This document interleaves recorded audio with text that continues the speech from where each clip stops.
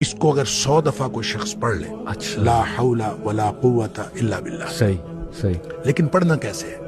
पढ़ना इस तरह नहीं है कि आप बस पढ़ते जाएं। ये है क्या? ला हौला वला कुव्वता इल्ला बिल्लाह असल में क्या है? हौल का माना भी कुव्वत है और कुव्वत का माना भी कुव्वत है। ला हौला वला कुव्वत, यूं कह लीजिए ना कोई इज्तिमाई ताकत, ना कोई इनफिरादी ताकत, इल्ला बिल्लाह, सिवाय अल्लाह के।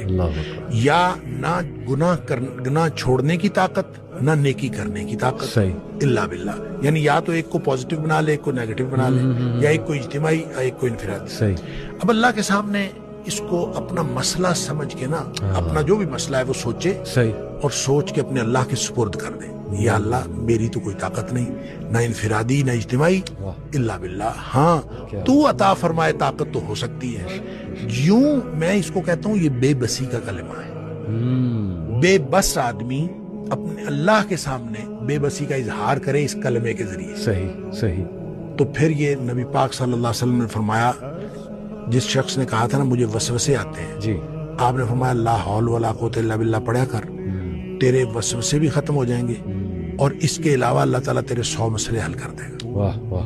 आप अंदाजा करें, एक शख्स के 100 मसले होते नहीं है।